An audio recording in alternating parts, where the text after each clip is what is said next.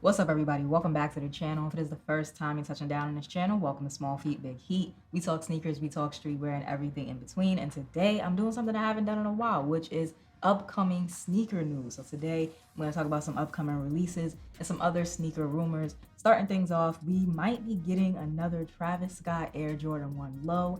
This one is called Canary Yellow.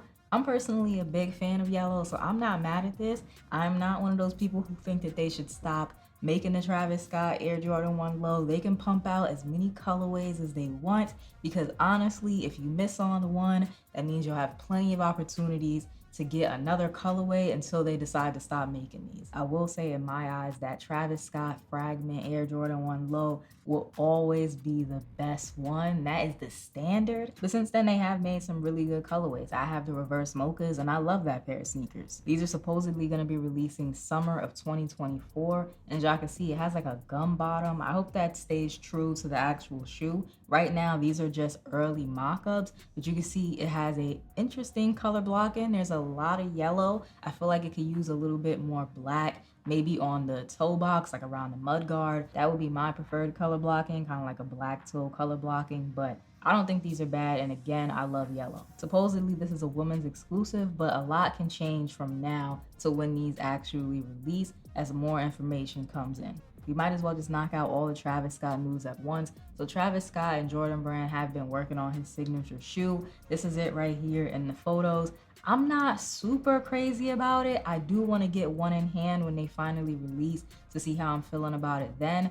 Right now, I feel like it's an interesting looking shoe. I think it just incorporates some Nike trainers and maybe, you know, a couple of other sneakers into one. Right now, in certain colorways, it's kind of giving me Nike Metcon a little bit, Nike Air Trainer 2, like those vibes if you just combine the two. So that's kind of how I'm feeling about these, but I don't think that they're bad at all, especially in certain colors. The black pair with the white contrast stitching, or the Phantom black pair, I think that one is dope. And then that white and sail pair is also looking clean. I do want to know more about that symbol that's on the front of the Velcro strap. No release date in sight for these yet. It's just a couple of leaked pictures of different colorways. If you didn't see it, last week there was a whole like made up feud between Travis Scott and John McEnroe about the upcoming Travis Scott and Nike Attack Cactus Jack. So that was fake. They were faking it just to kind of promote the shoe. And while I think that they could have went a million different ways as far as how to promote this shoe, personally, I would have loved to see John McEnroe maybe teach Travis Scott how to play tennis. Or if Travis Scott already knows how to play tennis, they could have played together versus each other. They could have played doubles versus someone else. I just feel like there was a bunch of different ways that they could have made the rollout of this sneaker a lot more interesting than a fake beef between John McEnroe and Travis Scott, especially since this is a tennis sneaker that they're trying to push into the lifestyle department a little bit. You know, some background on the shoe may have been helpful for a lot of people. That aside, the Attack Cactus Jack is going to be dropping on the 19th via the sneakers app, and I'm sure it'll be available at a bunch of other retailers as well. I don't think that these are going to be as sought after as Travis Scott's Jordan 1 lows or the highs, but I think that it is going to make a splash, and I feel like maybe down the line people will appreciate it a little bit more, because the Attack is not a bad shoe. It's also a solid colorway. I mean, you can't really go wrong with black and gray. Marcus Jordan, who is Michael Jordan's son, was recently on Full Size Run, which is a sneaker talk show that Complex hosts. He was on there, he showed a lot of different samples, but the most important thing that he showed is the two Air Jordan 1 lows that Trophy Room will be releasing February of next year. Now, February of next year, immediately, of course, I'm thinking All-Star Weekend. These are two different pairs, despite the fact that they do look very similar. They kind of have an opposite thing going on. So the away pair is the pair with the black swoosh. And as you can see, the front, the red mudguard is satin on that pair. If you go to the opposite shoe, which is the home pair, that one has the satin on the swoosh, the white swoosh, as well as the toe box. If you look real close at the home pair, you can also see that it has a blue and yellow trim. Both pairs take inspiration from Michael Jordan's 1986 Fleer rookie card, as well as a picture of Michael Jordan in like Chicago Bulls warm-ups. And as I'm looking at it here, it actually seems like I was right. These are scheduled to release as of now on February 15th, and All-Star Weekend is like the 18th or the 19th. So yeah, that lines up. The away pair is going to be available through Trophy Room as well as some other Jordan retailers, and the home pair is only going to be available in store at the Trophy Room Orlando location. Personally, I'm not crazy about either pair. If I'm able to hit for retail, I'll add them to the collection. I think that they look good.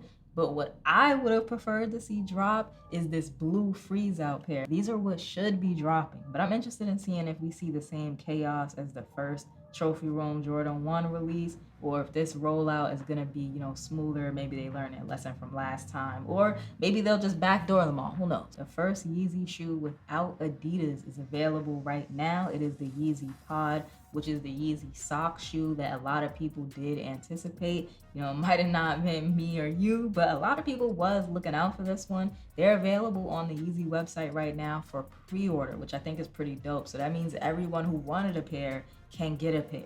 This is something that if I wasn't so sure I wouldn't like it, I would definitely try to get in hand just to show it to y'all. But I already know I'm probably not gonna have any nice things to say. As I'm filming this right now, if you wanna grab a pair, you still can. They're available for pre-order in 3 sizes, size 1, size 2, and size 3. And they have like the corresponding US sizes. One sneaker drop that I am very excited about is the Nike Lunar Roam. I know the Vomero is going crazy right now, but of course Nike always has to be looking for what's next. What do we introduce or bring back next? And it seems like that's going to be the Nike Lunar Roam. The Alabaster and Green Abyss colorway drops on Wednesday this week. I'm really looking forward to trying these out because I think the colorway, fire. Nike always kills the first colorway when they're introducing or reintroducing a shoe.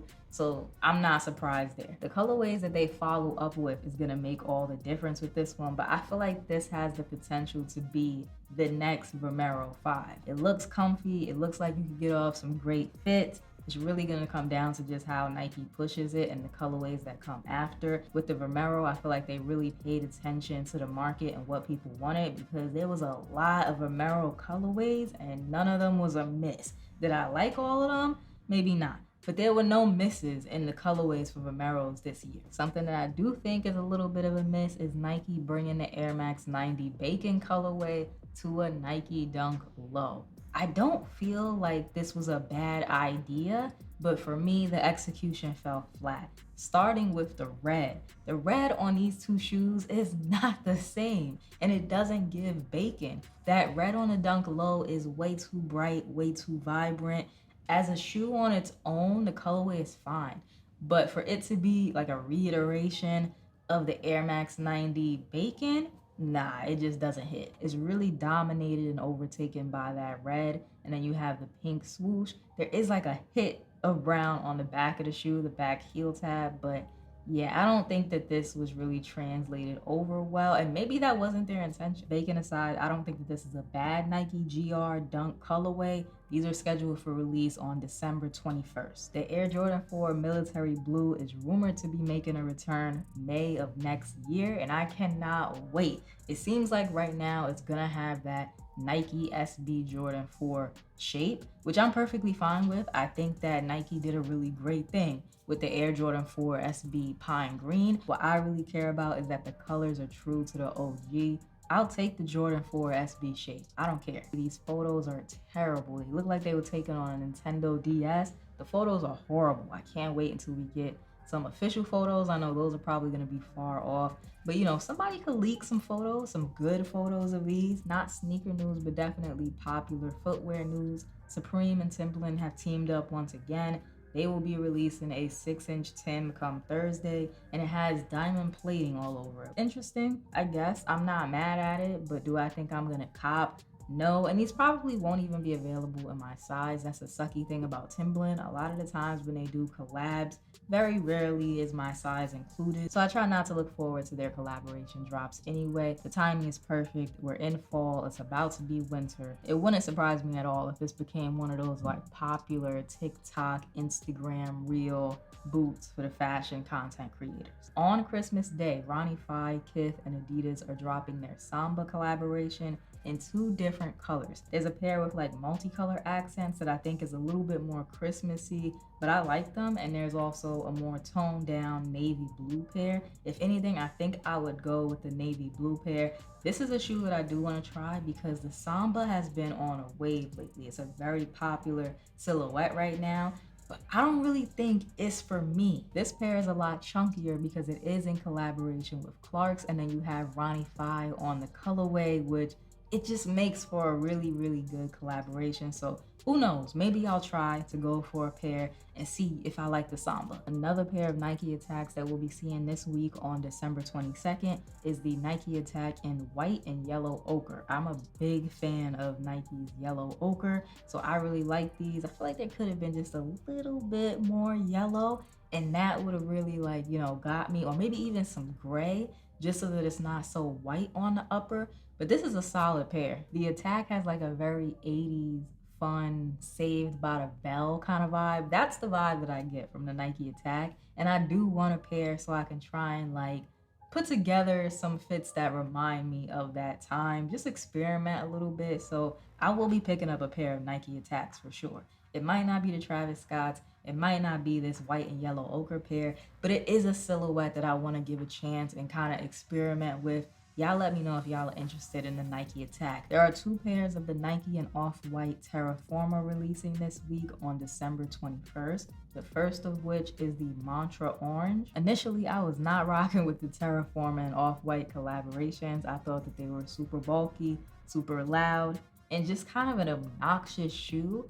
And now, strangely enough, I like it for all the reasons I hated it in the beginning. It is bulky, and for that reason, I think it will make a great boot alternative. It is loud, and for that reason, I think that you'll get a lot of turning heads and a lot of breaking necks with these. It's different. There's not a bunch of people on the street walking around in Terraformers. There's just not. The one thing that I still can't get over is the tread. That hiking sole, that hiking tread, I just can't get past that. If it didn't have that, I think I'd be more than willing to try out a pair just to see. The matte olive I don't like as much, but I think it would be dope for the people who like that olive and brown combination that they have going on the upper. If you haven't already gotten a pair of the new Joe Fresh Goods and New Balance collaboration that he did inspired by the film Belly, there will be a chance for you to get the intro and the outro pair, which is the black and white pair, on New Balance's website on the 22nd of this week. I know a lot of people are probably going to gravitate towards the outro pair because it's a majority black pair,